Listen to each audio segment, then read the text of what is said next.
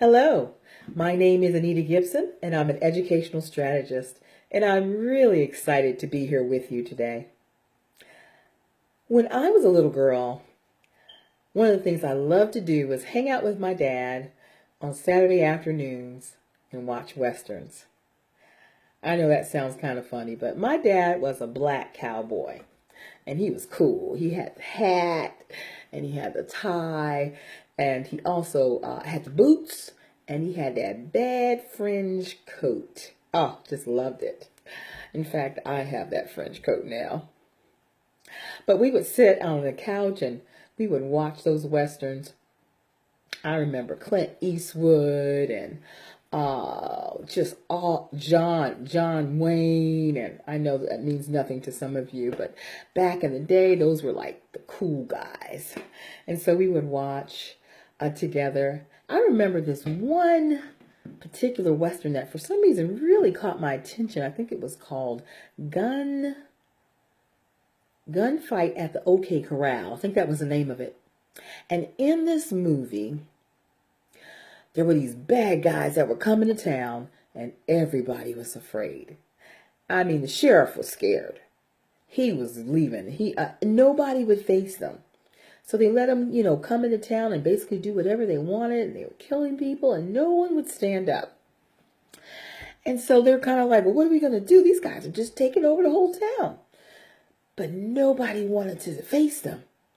And finally, one gentleman said, look, I think it was one guy. I was a little kid when I watched it. So if you know the story, just kind of go along with me, okay? Because I remember it from when I was like maybe 8. And so it seemed like it was one gentleman who said, look, I'm going to stand. I'll stand against them. And either I'm going to win today or I'm going to die. And so he stood. And somehow, against all odds, he won. Sometimes in life, you have to do that.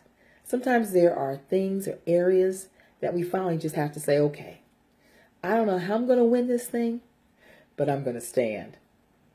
And so today I want to come and talk with you. I actually want to ask you a question, and the title of my subject is, are you ready to stand? 5 keys to getting unstuck and staying unstuck. May I share a story with you? About 2 years ago, I kept having these blood pressure spikes. I mean, my blood pressure was 180. Then it was, another time it was 200. Then it was up to 235 on top. For you who don't know what I'm saying, I was in the stroke zone and in emergency because it is very serious. When I would go to emergency, my pressure was up really high, but then over time, it would just go down all by itself. And there was just no indicator of what is this? What's making this happen? And so finally, the third time I ended up in the hospital, an emergency, they kept me. And they said, Miss Gibson, we're gonna need to do some tests. And so they began to do an MRI and a CAT scan and a this scan and a that scan.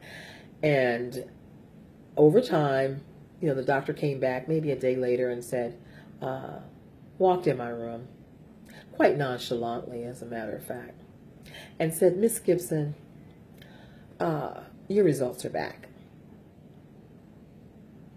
And I just listened. And she said, you have a brain tumor.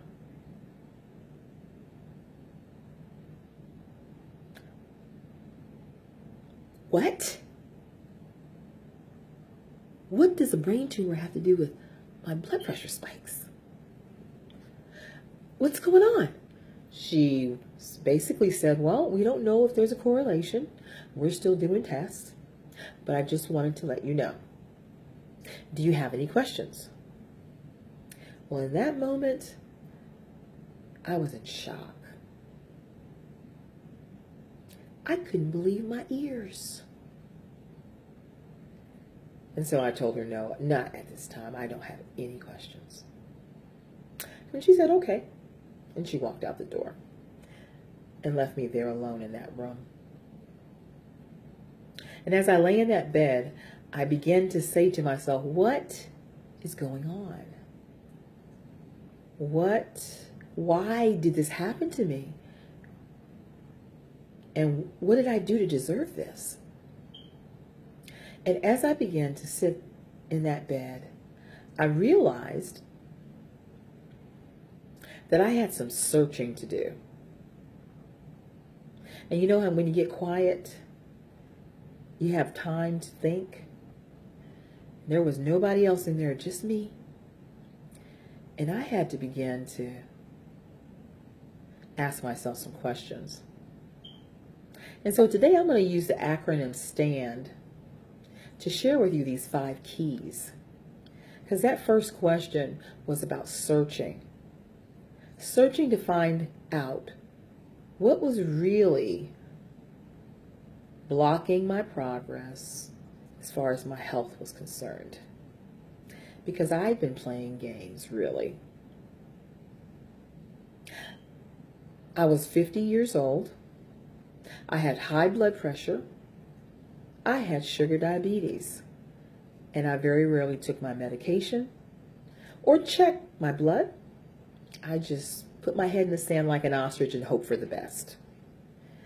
And here I was in the hospital now. And I was not going to be able to put my head in the sand on this one. And so as I thought about what the doctor had said, it forced me to begin to ask myself, why was I stuck as far as my health was concerned? I began to search to see what was really blocking my progress. And that's that first letter, S, in the word STAND. That's the first key to getting unstuck and staying unstuck. Is you have to start asking yourself, you have to search for the real answers. And what the truth really was for me, no more excuses. The truth was I had some limiting mindsets that said I wasn't important because I took good care of everybody else, but I didn't take very good care of me. And I had to ask myself why. Why wasn't I important enough? Why wasn't I valuable enough to take the time to take care of my health?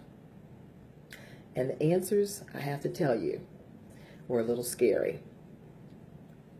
So the first key to getting unstuck and staying unstuck is asking yourself, really, why? And then ask yourself, well, why? Again, to that answer to that. And then ask yourself again, and why? And by the time you say why 5 times, you might just get down to the root of what the real issue is, not the surface, but get to the root. The second thing, the second letter in the word stand is the letter T. And T stands for tasks. I had to find some tasks. I had to choose some tasks that would become non-negotiable and consistent in my life. And so one of the things I decided to do as far as my health was concerned is that every week I was going to the organic food store and I was going to buy food for the week because I was going to make my lunch and I was going to start cooking at home again. And I was going to do it after church on Sunday before I did anything else, no matter what. Because I knew that if I did not make it a task that was a non-negotiable, in about 2 weeks, my good intentions would be gone.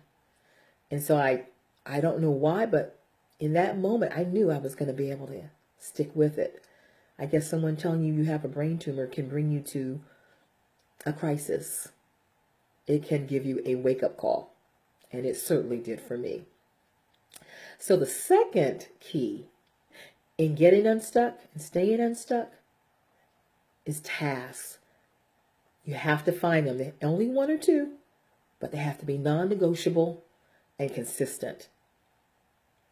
The third letter in the word stand is A. And that's the third key. Accountability. I had to stop cheating and not telling people what my deal was. I had to let people know I have diabetes, so no, I probably shouldn't eat that cookie. And I had to do that in all my environments. So in my family environment, in my work environment, in my church environment, I had to just put it out there. Yeah, I have some health challenges, so I'm going to try to do something different. So then when the day when I decided I wanted the donut, or the thing I wasn't supposed to have, they would remind me, Anita, should you be eating that? And I decided I wasn't going to have attitude about it because I knew I wanted to stand. And it was time for me to stand so that I could win. The other beautiful thing about accountability is my husband, who decided that he was going to go on the same lifestyle change that I did. And so we went to the organic store together. It's so much easier to make changes when you have someone that helps you and is in your corner. And so each Sunday, he would go to the store. And men don't like to go shopping. But he would go with me, and he'd be interested and engaged. And should we get this, Anita, or should we get that? And he would come home and eat the same things that I ate. I tried to find things that were healthy but tasted good. But I appreciated so much his support. I believe that is a part of really why I've been able to make the change. So that third key to getting unstuck and staying unstuck is accountability. And that's the A in the word stand. The next letter is N. And N stands for nurture. I had to nurture a relationship with God because I realized that I did not have the power to keep this up for the rest of my life. This was not going on a diet. This was about life change. For the rest of my life, there was something I had to learn how to do differently. If I wanted to win, if I wanted to stand. And so I began to spend that time more consistently with God, acknowledging that without Him, I could not do it. And He gave me strength and wisdom to complete the journey. So the last letter in stand is D. And that's our fifth key. Decide. You have to decide that you are worth the investment. That you are important enough to drink that protein drink every morning and take the vitamins and do the exercise consistently, just like you do for everybody else. Once you say your word, you keep your word.